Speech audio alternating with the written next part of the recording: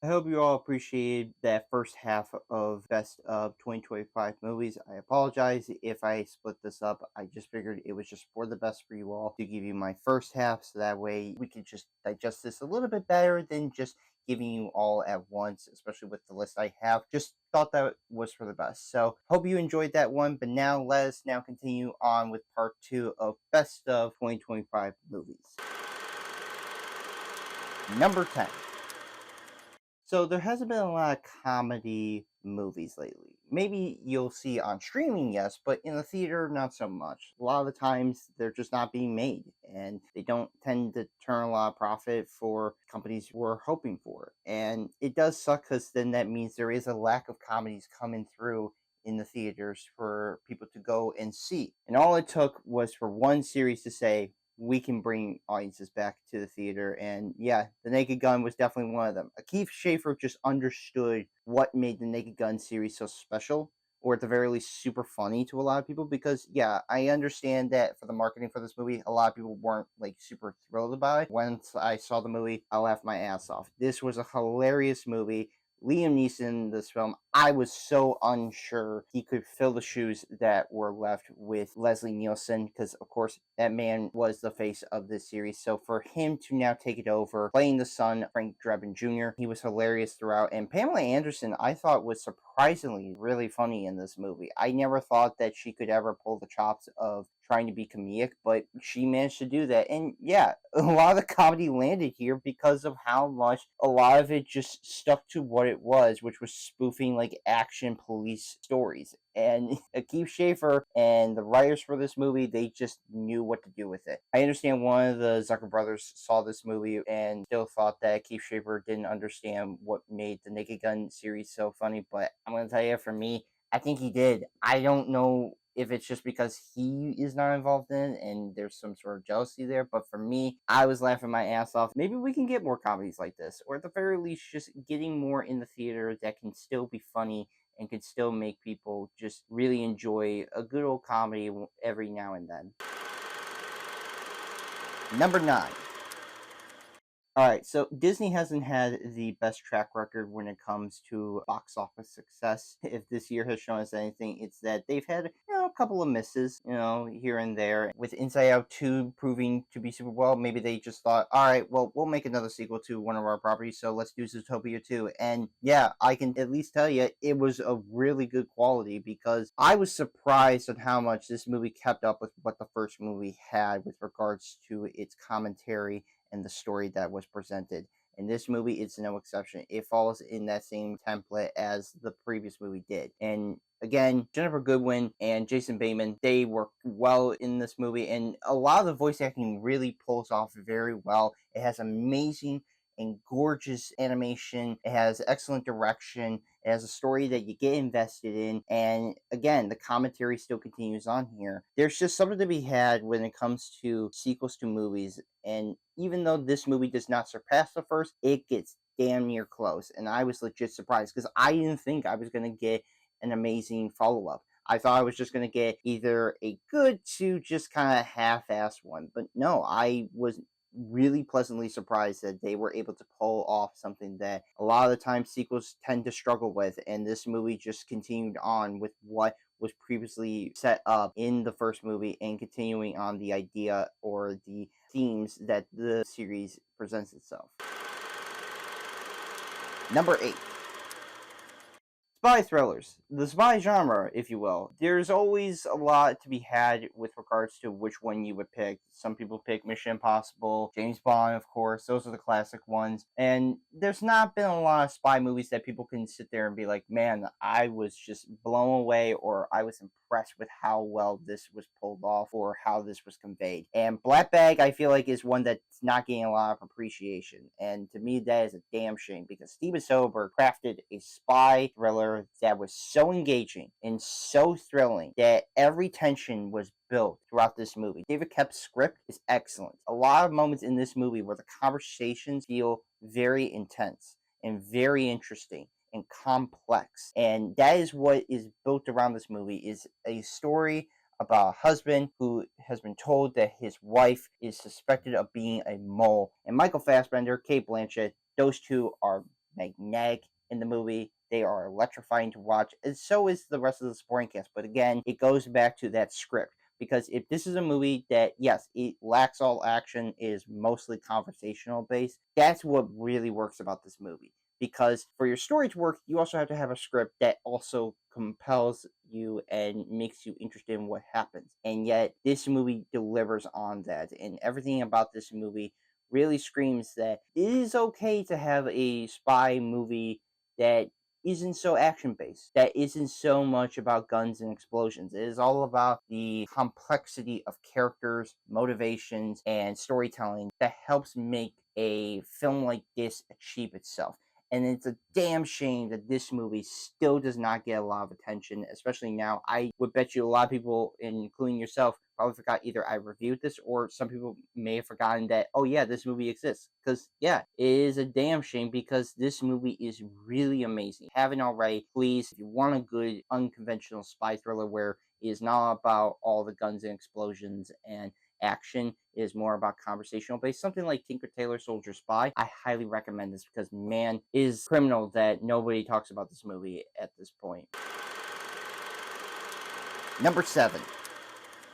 This is a franchise that at one point everyone thought this was dead, is over, and is completely never coming back. And even though a few years later it was revitalized through a film and this year with an animation movie, I'm just happy that Predator Badlands was able to keep this series going and be different from the others. Because we are now following a Yatrua, following one of the Predators in this movie, being the main character. I think that is a bold and interesting choice, and the way this movie goes, I was having a ton of fun. Because having the Predator be at the center point and being a little bit more action based than more of like horror action, I think was a smart choice, as well as the fact that this movie does explore the Yatrua culture and society, how they view each other, especially within their clans and how they perceive themselves. I think this is a great step in the right direction for this franchise because, again, if they had kept on doing the same thing over and over again, I think at this point it would have gotten stale so badly. And I'm just glad that Dan Trachtenberg, the man who's in charge of this series at the moment, he is making the right moves. And to me, I am happy to see this man continuing this franchise to going in a better direction than just repeating itself because, yeah, the action here is phenomenal. It's exciting. It is very bloody, especially since it is not even R-rated. It is PG-13, and that's simply because there's no human blood in here. But otherwise, they can cut limbs and kill as many creatures and robots as they can because there was just something to be had with this movie and how it is helping a series out, even when you can tell that there are going to be fans that are very divisive on this. But to me, as a fan of this franchise, I'm just happy that this is a nice step and a nice addition to the series to where I'm really hopeful for what's to come next. Number 6.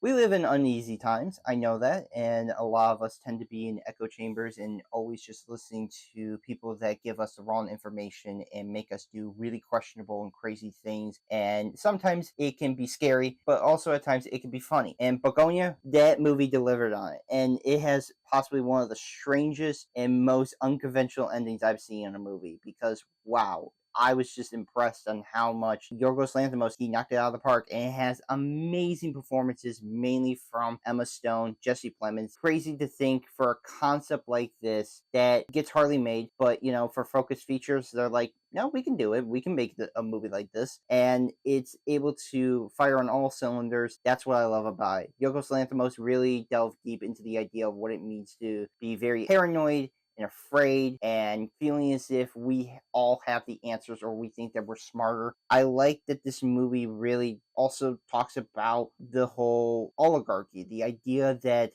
the rich are in charge. They are the ones that are really putting people in harm's way and getting people hurt and killed. And it's what's leading to people that we assume are crazy or psychotic into doing these irrational things is because of these rich people, how they are affecting people. Even if they're in industries like pharmaceutical companies, that is something to be very speculative and very aware of.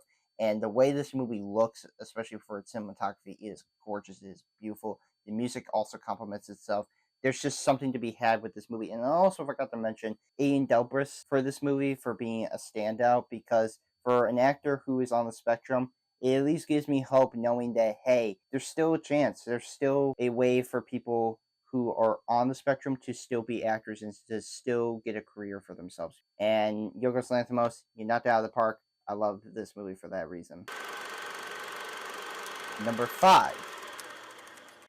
What do you get when you have one of the Safdie brothers doing a ping pong movie, making this so unconventional for a sports drama? Well, you get Marty Supreme. Josh Safdie crafted a movie that is very heightened by its suspense and by character choices. Marty Supreme is one of those movies that continues that trend that the Safdie brothers have been known for, which is just following not so great people and really just making things shittier for a lot of other people. Timothée Chalamet, this is possibly the performance for his career. I mean, hands down, no matter what movie he does next, this is a movie that he will be recognized for because of the fact that he was able to really delve deep into this guy who is really not good, but he's so fascinating to watch, and the situation he finds himself in, and the rest of the entire cast also delivers on that. Josh Safdie also created a film that is very grounded and very personal, as well as making such a gorgeous looking movie through the way the cinematography is played out. Same with the music, even though it is not fitting of the era 100%, a lot of it just fits the vibe and tone of what this movie is. And who would have thought that for a ping pong movie, even though it is not 100% ping pong, can still keep you really thrilling by the end. Number 4. I feel like this might be a controversial take because this is a very divisive one, especially within this franchise, but I'm just going to say it right now. 3, 2, 1. I love 28 Years Later. This movie is just so amazing, and just like how the first movie was not super conventional to a lot of zombie movies, this movie just doesn't do that. And I shouldn't even say zombies because they're not, they're infected, but even still. I understand that a lot of people will say the marketing for this movie lied to a lot of people, and you'd be right, but at the same time, this movie really just follows the same way as the first movie does. The first movie has a very sweet story about living, especially within the apocalypse, and trying to find the camaraderie with the people around you. And this movie does the exact same thing, except this is about a boy with his mother and the adventure that they go on and understanding to live life to the fullest and be with the people you love. And Danny Boyle, Alex Garland, they teamed back up once again, and they just did all of that in one film. And again, amazing performances, especially a standout one from Alfie Williams. I am very interested to see where he'll go with his career because he was so amazing and so captivating to watch in this movie, especially when he's acting along the likes of Jodie Comer, Ralph Fiennes, and Aaron Taylor Johnson. That's incredible to see. It has amazing cinematography, and sure, so many people could say it's very artsy, but I would say there are way more artsier movies than this because at the very least, this movie has the substance to back it up, because a lot of movies that try to be a lot of the times artsy just don't cut it for me. And also, too, the music in this movie is very eerie, very disturbing, but also very sweet at the same time. So I have to respect Danny Boyle for being a guy who can still make a movie that he wants to make, even if it is not going to always land with a lot of people, and especially the ending. Even though I would say I'm not crazy about the ending, I'm at least interested in with what the next film is going to provide with that set ending to continue. So I'm happy for it. Number 3. I know I mentioned that Thunderbolts was the movie that really is helping Marvel out, or at the very least, giving Marvel fans something to enjoy and love. But for me, hands down, by far, it was the Fantastic Four First Steps that reminded me that Marvel can achieve something that a comic book movie can do. It can give you the heart, it can give you the story, characters that you enjoy, and just an overall positive feeling even in the darkest of times, because this is a movie about family. It is about the camaraderie, the family that you have. They may be different, but they are able to stick with you all throughout. And the cast, they're amazing, they're excellent, especially going up against somebody like Galactus in the form of Ralph Ineson. Terrifying and scary throughout. And also, too, you have Julia Garner being Silver Surfer Shalla, also amazing in this movie. There's incredible action sequences, beautiful visual effects, maybe some off here and there, but for the most part, dazzling. An amazing score by Michael Giacchino, gorgeous cinematography, and Max Shadman just understood what makes the Fantastic Four Fantastic Four. It took 3, if you want to count 4 attempts, but they managed to make a Fantastic Four that I think fans can at least say, that was pretty fantastic. Say that again? Number 2. Just like what I said with Begonia, this is a movie that also kind of reflects the times that we're living in, but also in the same way as Begonia in hilarious ways and thrilling ways too. And one battle after another did that. I just was so thrilled by this movie and so floored that I was just kind of contemplating of being like, will this be my number one? I don't know, because there's another movie that I will get to that I was like, I don't know, man. This movie is so perfect that I just don't know what I could say that would change it. This movie was electrifying to watch. Leonardo DiCaprio in this movie is amazing. Sean Penn, oh my god, you want to talk about a villain that made me laugh my ass off and really at times be a little scary? It's him. Benicio del Toro, another fun addition to the movie, and then of course a great breakout performance for Infinity Chase. That's great for her, and also too for Tiana Taylor. She was also excellent in the movie. Paul Thomas Anderson was able to craft a film that understands the current climate that we're in, but also knowing when to poke fun at it. You also have really stellar cinematography, a score that keeps up with you, and some actual thrilling chase sequences in this movie. There's quite a few chases that were really impressive and really exciting to watch. And for as much as people could say this should have been my number one, I would have, but there's another movie that came out this year that I was so going back and forth with it, but ultimately I had to put this at number two because, man, this was a damn good movie. Number one. So, like I mentioned, this was a movie that I was going back and forth with one battle after another. And I know some people may think that this is an L take, or people may think, like, no, this is still a really good choice because ultimately it is still a fantastic movie. And Sinners still gave me everything I wanted for a movie. Ryan Coogler is one of those directors that I am so hopeful for that still gets projects that he wants to do made. This movie was not interfered. It felt like everything that he wanted to add for this movie is all throughout this entire story. Everything about it is incredible. You have great dual performance by Michael B. Jordan. You also have Haley Steinfeld, Miles Canton, newcomer, Jack O'Connell, Delroy Lindo. You have amazing cinematography that really captures the vibe and eeriness of it all.